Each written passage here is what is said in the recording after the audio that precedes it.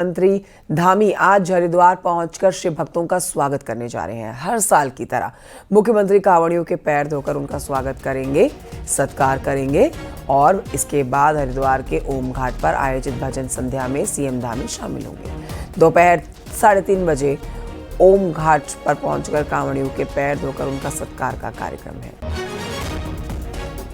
साथ ही ये भी बता दें आपको कि आज जो कांवड़िए आएंगे उनके ऊपर पुष्प वर्षा की जानी है हेलीकॉप्टर के माध्यम से। तैयारियां सारी पूरी कर ली गई हैं, लेकिन इस समय हरिद्वार में क्या हलचल है, मुख्यमंत्री धामी के पहुंचने से पहले किस तरह से अंतिम रूप में तैयारियां इस समय पूरी की जा रही हैं, क्योंकि संध्या काल में कार्यक्रम होना है भजन कीर्तन का। वहाँ पर भी सीएम धामी मौजूद रहेंगे और पुष्प वर्षा का कार्यक्रम भी आज होना है कांवड़ियों पर। साथ ही सीएम धामी कांवड़ियों के पैर भी धोएंगे।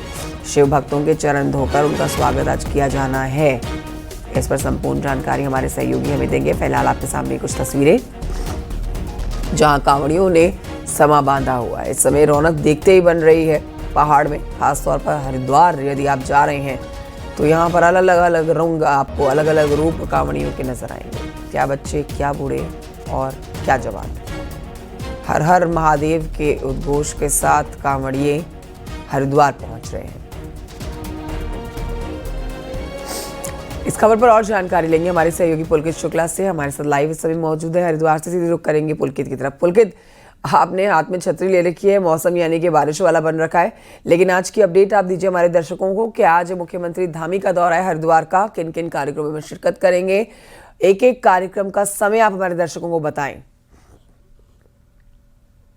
देखिए, मुख्यमंत्री धामी आज हरिद्वार पहुंचकर कांवड़ियों का स्वागत करेंगे। हरिद्वार में पिछले 6 दिनों से कांवड़ मेला चल रहा है और जिला प्रशासन के आंकड़ों के मुताबिक अब तक 1 करोड़ से ज्यादा शिवभक्त कांवड़ी हरिद्वार पहुंचकर गंगा जल लेकर रवाना हो चुके हैं। तो कांवड़ मेला जो है अपने पूरे जोर शोर से चल रहा है। मुख्यमंत्री पुष्कर सिंह धामी जिस तरह से हर साल कांवड़ मेले में श्रद्धालुओं के बीच पहुंचते हैं, शिव भक्तों के बीच पहुंचकर उनका स्वागत करते हैं और एक भजन संध्या कार्यक्रम होता है, उस कार्यक्रम में भी मुख्यमंत्री शिरकत करते हैं। इस कार्यक्रम को आज रखा गया है। इतनी विशेष तौर पर ये बात यह है कि जो शिव भक्त कांवड़ी होते हैं, जो मुख्यमंत्री उनका स्वागत करते हैं, वो साधारण तौर पर नहीं बल्कि चरण प्रक्षालन यानी कि चरण धोकर उनका मुख्यमंत्री स्वागत करते हैं, क्योंकि जो कांवड़ी है उनको भगवान शिव का गढ़ माना जाता है, उनको भगवान शिव का सीधा सीधा उनका साक्षात उनको प्रतिनिधि माना जाता है।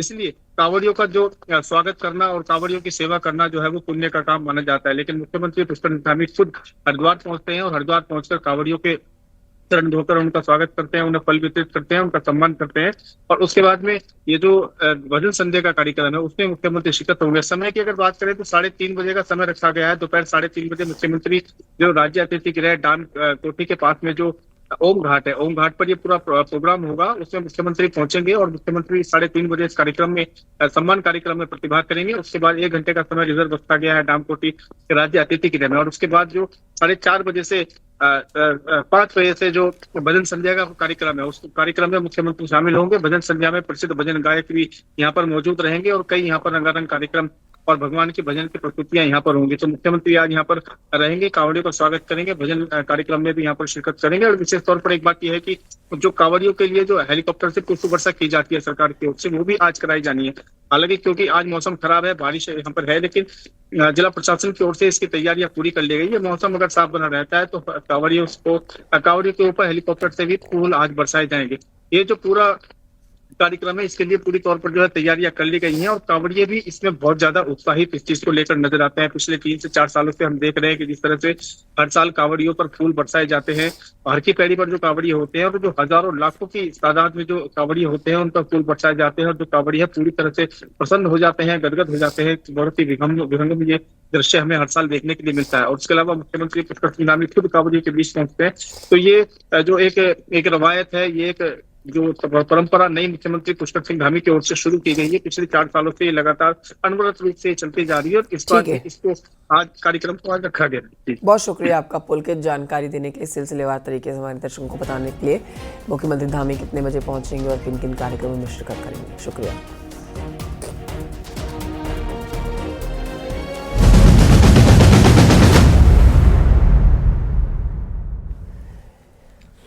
अब आगे बढ़ते हैं, आपको बताते हैं कि शौचालय नहीं होने पर नामांकन निरस्त करने के मामले में टिहरी की सुमन कोटियाल को हाईकोर्ट में बड़ी राहत मिल गई है। नैनीताल हाईकोर्ट ने राज्य निर्वाचन आयोग की कार्यप्रणाली पर सवाल उठाते हुए सुमन कोठियाल का नामांकन कराने के आदेश दिए हैं। कहा है कि प्रधान पद का चुनाव लड़ रही सुमन को चुनाव निशान दें और बैलेट पेपर से भी दर्ज करें। निर्वाचन अधिकारी द्वारा सुमन कोठियाल का नामांकन सिर्फ इसलिए निरस्त कर दिया था कि उनके यहाँ शौचालय नहीं है।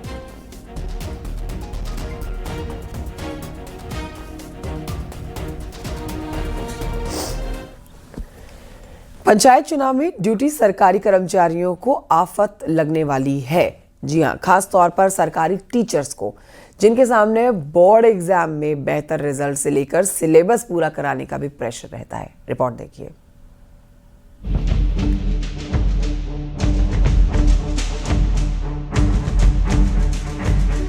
इलेक्शन को संपन्न करवाने में सरकारी कर्मचारियों का महत्वपूर्ण रोल होता है। इस बार भी त्रिस्तरीय पंचायत चुनाव है तो प्रदेश के 95,909 कर्मचारी ड्यूटी में तैनात रहेंगे।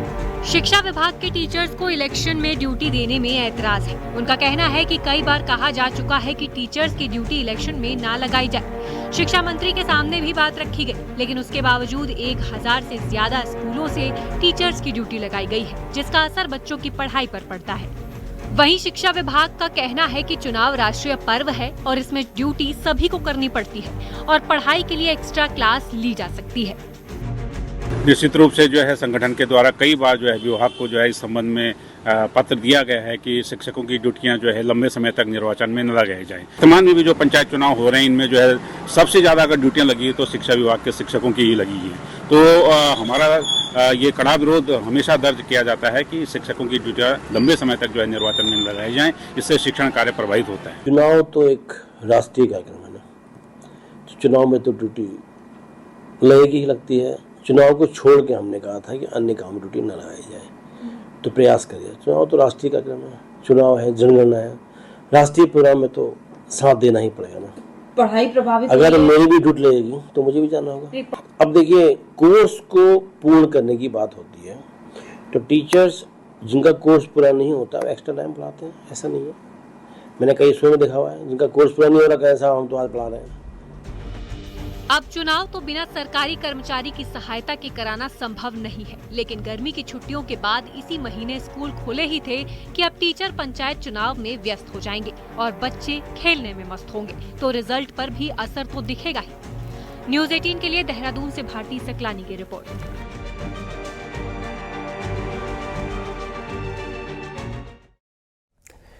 उत्तराखंड के सरकारी स्कूलों में हुए गीता पाठ ने राज्य की सियासत को गरमा दिया है। एक तरफ सरकार है जो कि इन बच्चों को उनके विकास के लिए जरूरी बता रही है गीता का पाठ, तो ये विपक्ष है जो लगातार सिर्फ एक धर्म का आरोप सरकार के ऊपर लगा रहा है कि एक धर्म पर आधारित ये पहल सरकार की है जो सिर्फ और सिर्फ वोटों की राजनीति है।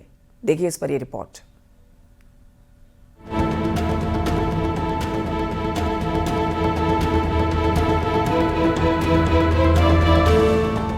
उत्तराखंड में मंगलवार से सरकारी स्कूलों में गीता के अंश प्रार्थना सभा में समझाने के मामले ने अब एक राजनीतिक मोड़ ले लिया है।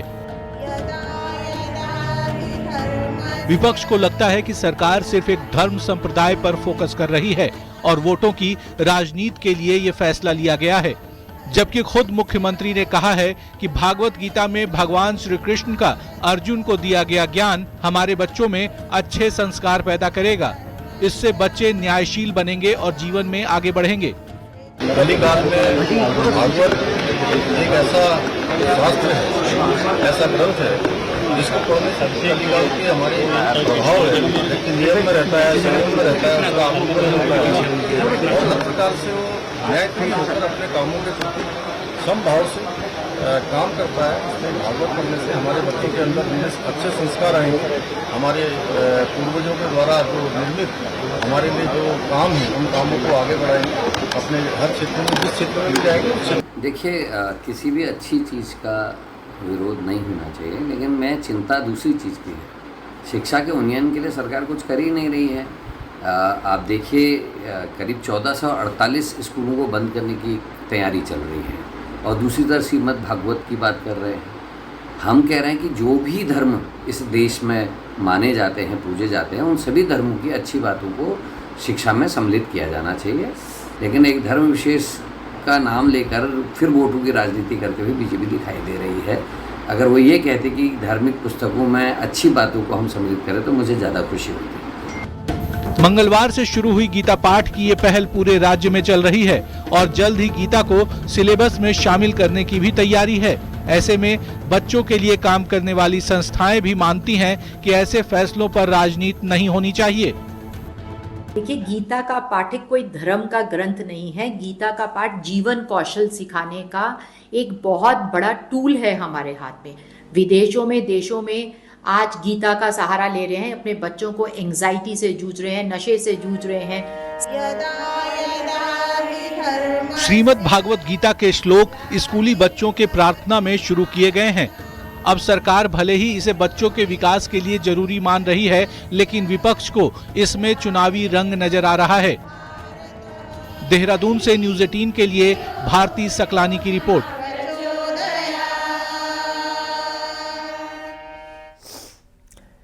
खबर रामनगर से, जहां पर उत्तराखंड के पूर्व मुख्यमंत्री और कांग्रेस नेता हरीश रावत ने प्रदेश की बीजेपी सरकार पर शिक्षा के भगवाकरण का आरोप लगाया।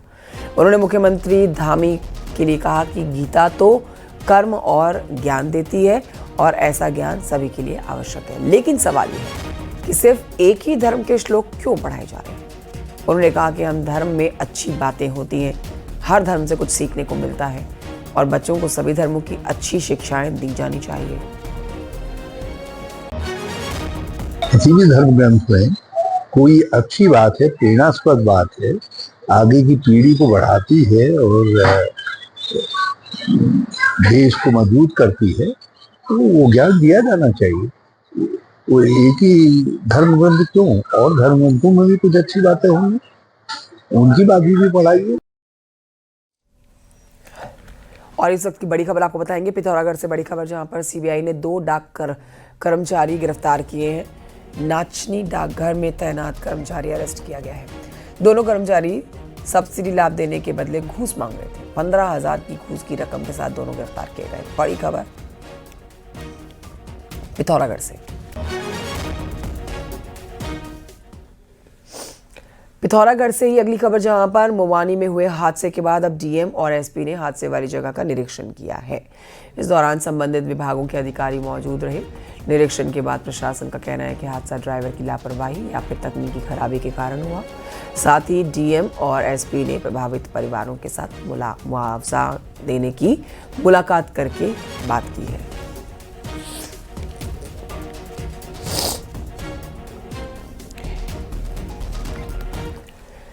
उधर बुधवार को रुद्रप्रयाग में सड़क हादसे में श्रद्धालुओं से भरी गाड़ी खाई में जा गिरी। सभी श्रद्धालु केदारनाथ से दर्शन करके लौट रहे थे। तस्वीरें आपके सामने है। गुप्तकाशी लवारा मार्ग पर खाई में गिरने से हादसा हुआ। हादसे में ड्राइवर के साथ 7 लोग घायल हो गए। सभी घायलों को खाई से निकाल लिया गया, अस्पताल में भर्ती करा दिया गया है।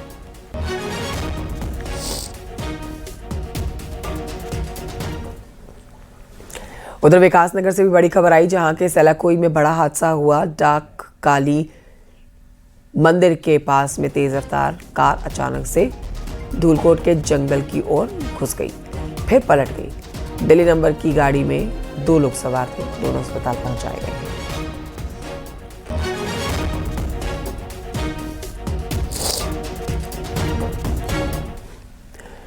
उधर विकासनगर के पास में जज रेड में भारी लैंडस्लाइड के चलते जौनसार बाबर की लाइफलाइन ठप हो गई।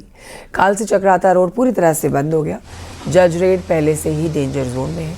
वहीं एक एम्बुलेंस भी फंस गई, जिसमें एक मरीज को विकासनगर में अस्पताल लेकर जाया जा रहा था। 3 तस्वीरें आपके सामने हैं। दोनों ओर गाड़ियों की लंबी लंबी कतारें लगी हैं। जाम की तस्वीर आप देखेंगे। रोड को साफ करने के लिए जो काम किया जा रहा था वो भी आप देखेंगे। साथ ही देखिए इस जाम में एम्बुलेंस भी फंसी हुई नजर आई।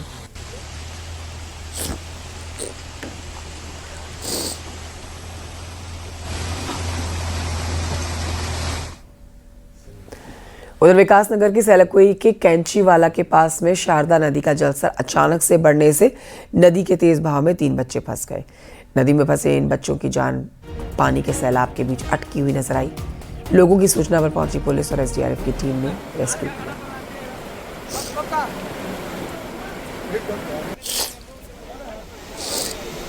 तस्वीरें आपके सामने हैं, देखिए आप। यहाँ बच्चे जो फंसे उनको निकालने के लिए किस तरह से देर रात रेस्क्यू चलाया गया। SDRF की टीम मौके पर पहुंची और बच्चों को सकुशल निकाल लिया गया। JCB की मदद से बच्चे सकुशल निकाल सके। उधर उत्तरकाशी में गंगोरी संगम चट्टी सड़क पिछले 19 दिनों से बंद है। भारी बारिश की वजह से रोड ध्वस्त हुई है। लोग जान जोखिम में डाल के देखिए किस तरह से काम चलाऊ पुल के ऊपर से आवाजाही करने के लिए मजबूर हैं।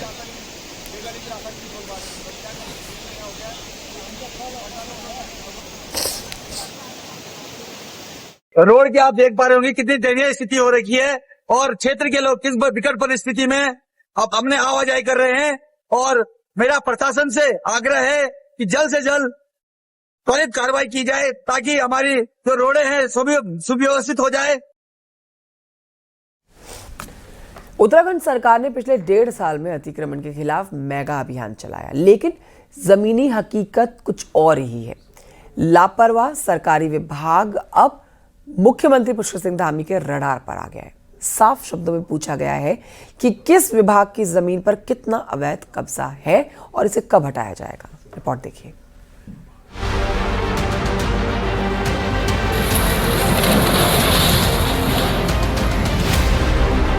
सरकारी जमीनों पर कब्जा करने वालों के खिलाफ सरकार ने भले ही तलवार तान रखी हो, लेकिन खुद सरकारी महकमे अब भी अपनी नींद से नहीं जागे हैं।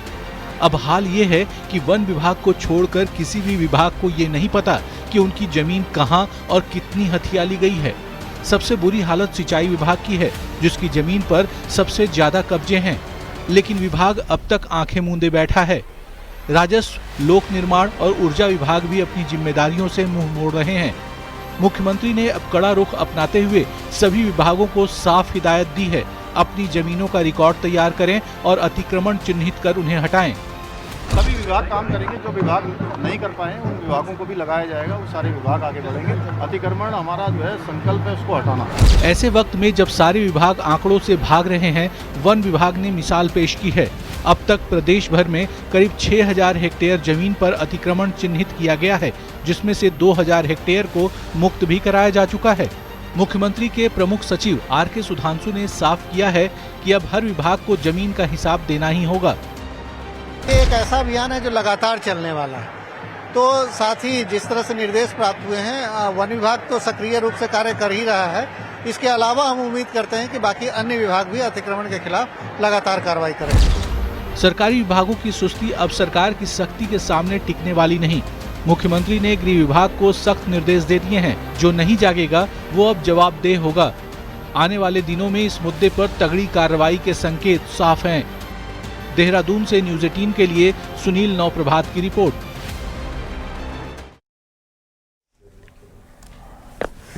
देहरादून में रिस्पना पुल पर अचानक से आम से भरा ट्रक पलट गया और ट्रक पलटते ही आम जमीन पर बिखर गए।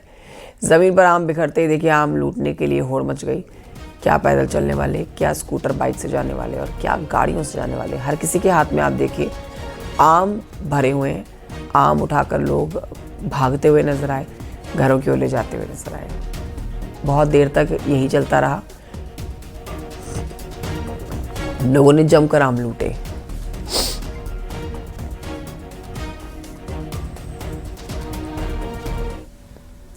उधर विश्व प्रसिद्ध फूलों की घाटी इन दिनों विदेशी सैलानियों से गुलजार है। इंग्लैंड से आए पर्यटकों का यहाँ पर तांता लगा हुआ है। घाटी की सुंदरता और रंग बिरंगे फूलों को देखकर मंत्रमुग्ध नजर आ रहे हैं बाहर से आए लोग। जुलाई और अगस्त का महीना फूलों की घाटी के लिए सबसे खास होता है। इस साल सबसे अधिक 117 विदेशी सैलानी फूलों की घाटी पहुंचे हैं। My name is Jojo and I'm from Germany, and right now we are in the beautiful Valley of Flowers, and it falls under the UNESCO World Heritage because it has such a diverse flora and fauna, and I think there are around 600 different flowers that have been documented in this valley here. Dehradun में Uttarakhand technical university UTU को नई vice chancellor मिल गई हैं। राज्यपाल lieutenant general retired Gurmeet Singh ने doctor तृप्ता ठाकुर को university की 11वीं वाइस चांसलर के तौर पर नियुक्त किया है। डॉक्टर ठाकुर UTU की पहली महिला वाइस चांसलर बनी है। IIT से एमटेक। डॉक्टर ठाकुर फिलहाल फरीदाबाद के विद्युत परीक्षण प्रतिष्ठान में डायरेक्टर जनरल के तौर पर काम संभाल रही हैं।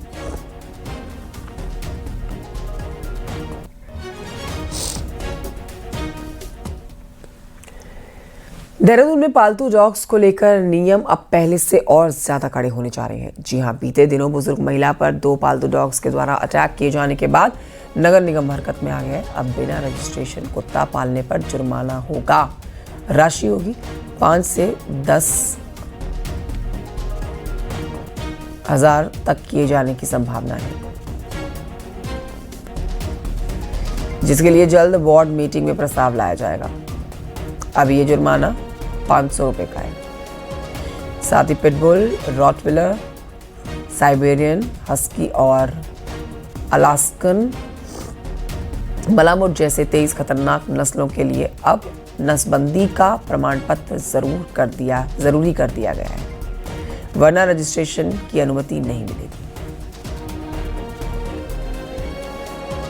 इसी क्रम में अब नेक्स्ट बोर्ड मीटिंग में इस जुर्माने को बढ़ाए जाने के ऊपर भी प्रस्ताव लाया जाना है और साथ ही साथ ये भी योजना है कि जितने भी सुरक्षा मानक पशु स्वामी के द्वारा पूरे किए जाने होते हैं उनके संबंध में भी सख्ती से नियम बनाए जाएं ताकि उनका कंप्लायंस भी सुनिश्चित कराएं। जुर्माना बढ़ाने से 2 चीज़ें हैं। एक, जो लोग पेट रजिस्ट्रेशन नहीं करवा रहे थे अब वो भी इसे करवाएंगे, तो पेट रजिस्ट्रेशन ना करवाने पे रोकथाम लगेगी, जो बहुत ज़रूरी है। और दूसरा, आई थिंक सरकार एक क्लियर मैसेज, एक साफ संदेश भी दे रही है समाज को कि अगर आप पेट लाते हैं, पालतू जानवर लाते हैं, तो उसके लिए जिम्मेदार होना भी बहुत ज़रूरी है। उधर हरिद्वार में कांवड़ मेले में भीड़ को काबू करने के लिए संदिग्ध लोगों पर नजर रखने में पुलिस मुस्तैद है। वहीं दूसरी तरफ खोजी डॉग्स भी अपने काम में लगातार लगे हुए हैं। हरिद्वार एसएसपी ने ऐसे ही स्निफर डॉग जैविन को सम्मानित किया। जैविन सीमा सुरक्षा बल का खोजी डॉग है।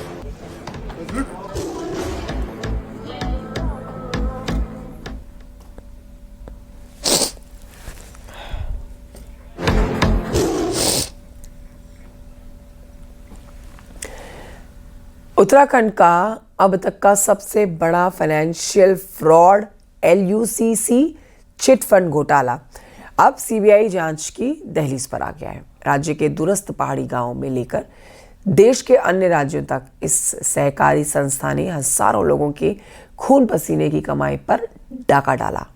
रिपोर्ट देखिए।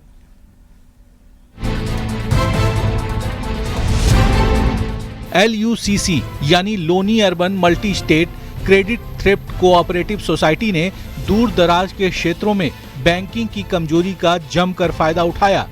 लोन देने और डबल रिटर्न का लालच देकर हजारों लोगों से करोड़ों की ठगी की गई। शुरुआत में कुछ निवेशकों को मुनाफा देकर भरोसा जीतने वाली कंपनी ने बाद में स्थानीय एजेंट बनाए। इन एजेंटों के जरिए बड़े स्तर पर निवेश कराया गया और जब पैसा करोड़ों में पहुंचा तो कंपनी फरार हो गई। चिट फंड कंपनियों के झांसे में लोग इसलिए आते हैं क्योंकि एक तो वो ज़्यादा इंटरेस्ट देना, ज़्यादा रिटर्न देने का लालच देते हैं, जिससे लोग ज़्यादा वहाँ पर इन्वेस्ट करते हैं, ये भरोसा करके कि उनको समय पर जब ज़रूरत पड़ेगी ज़्यादा इंटरेस्ट के साथ उनको रिटर्न मिल जाएगा। उत्तराखंड में LUCC के खिलाफ 13 मामले दूरस्थ इलाकों में दर्ज हैं, तो देश के अलग अलग राज्यों में भी 70 से ज्यादा केस दर्ज हैं। उत्तराखंड CID इस मामले की जांच कर रही थी, लेकिन अब देश के अन्य हिस्सों से लगातार मिल रही शिकायतों के चलते पूरे केस को CBI को सौंपे जाने की तैयारी शुरू हो चुकी है। शासन स्तर पे है अभी जो है, इस पे तमाम जहाँ ये ऐसे मामले दर्ज हुए हैं उसकी हमने पूरी CID इसकी विवेचना कर रही है, जांच कर रही है। अभी फिलहाल तो वो सारे जांच अधीन है। वो LUCC की आड़ में जो भरोसे का कारोबार हुआ वो दरअसल ठगी की कहानी थी। सवाल ये है कि कितनी और चिट फंड कंपनियां ऐसे ही दूरस्थ इलाकों में सक्रिय हैं और कब तक मासूम जनता इनकी ठगी का शिकार बनती रहेंगी, क्योंकि अब जरूरत है कड़ी जांच और ऐसी कंपनियों पर समय रहते लगाम लगाने की, ताकि भविष्य में किसी और को अपनी जमा पूंजी यूं ही न गंवानी पड़े। देहरादून से न्यूज़ 18 के लिए सत्येंद्र बर्थवाल की रिपोर्ट।